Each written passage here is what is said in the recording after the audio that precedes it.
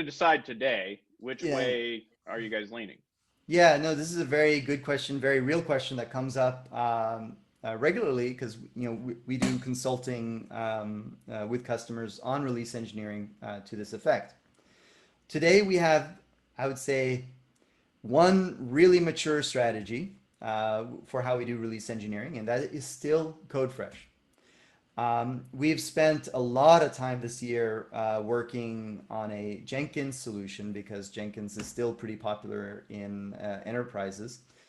And using Jenkins operator and configuration as code and some of this stuff, you can get ultimately to a pretty cool solution. But man, it's a lot of surface area and I don't recommend it. And the other thing we're investing in is GitHub Actions.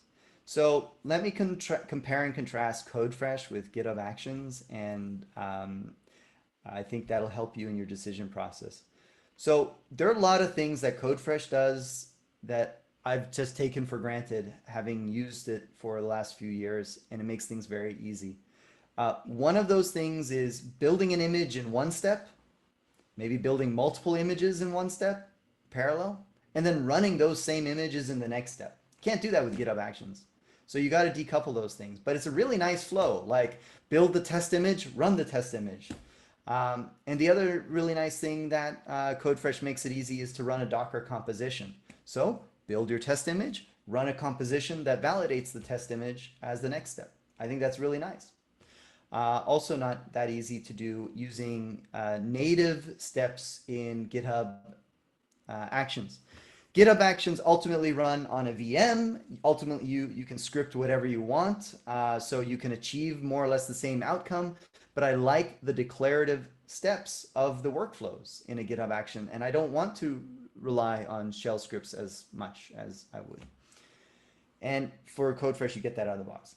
The next thing are approval gates, or approval steps. So it's very nice when you have maybe a preview environment spun up automatically on your pull request, and then you have a step that says, hey, when that pull request is merged to master, you can have an approval step that actually protects that from getting destroyed unless somebody actually clicks approve to destroy that environment. Or if you're trying to use Codefresh for more continuous delivery, you might want to have an approval step.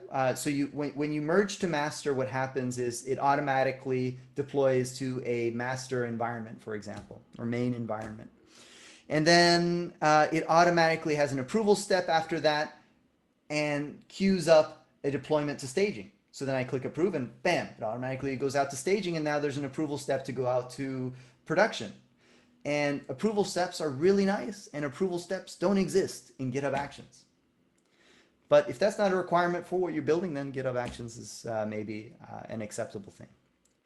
The other thing to consider is that the ecosystem of technologies around CD are vast and growing.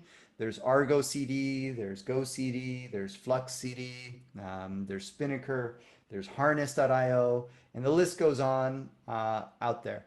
And continuous delivery more and more is a science in and of itself, that you might want to consider what tools will help you do continuous delivery just as a solution, and make sure that that continuous delivery solution supports approval steps. Okay, well, I really appreciate the information. That's awesome.